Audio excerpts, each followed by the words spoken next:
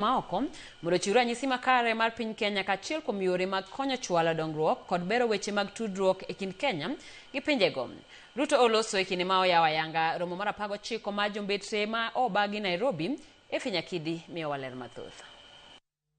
Karibu sana. Okinyi kawuono, jatend piny William Ruto ochopo kendo yuoro nyasi mar 19 ma jombetre ma obagi Nairobi. Nyasi ma bendo yuor kod jotend migepe Musalia Mudavadi, jotend migepe mopogore opogore, jogoro e migepe kod jokanyo e sectors mopogore opogore. Ruto ojiwo jombetre go mondo chiw ranyisi makare ma piny Kenya mani ok en piny masiko nigi tulo kendo nitie jogo manigi geno kuom Kenya. I really needed to talk to you because you are the people who will talk about our country out there.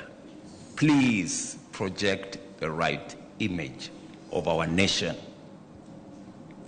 You know, let's get the right image of Kenya. Kenya is not about chaos. Kenya is not about destruction. Kenya is not about all those other things. We are a serious nation, very serious nation.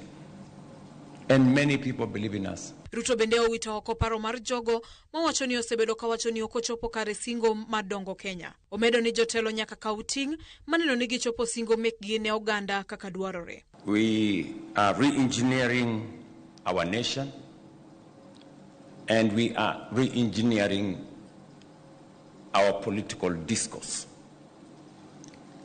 That what leaders promise, they must deliver. That when we make commitments, we must have the plan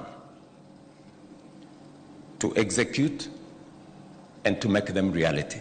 Jatend migepe Musalia Mudavadi mabende oyuoro romono owacho ni romo makamano chiwo thuolo malalruok e paro e wi yore ma piny Kenya nyalo bero godo tudruok margi kod pinje maoko kaachiel kod chwalo dongruok e sectors mopogore opogore. This conference should inspire our individual and collective commitment to safeguarding our national interests and advancing Kenya's national agenda for peace-centered prosperity.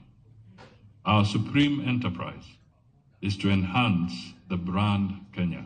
Gigo mamoko maruto olose kinde romono otingo bero chal mar ochumi ahinya to kokadhe chenro mar bottom-up economic agenda kaachiel kod thieth e kind mamoko.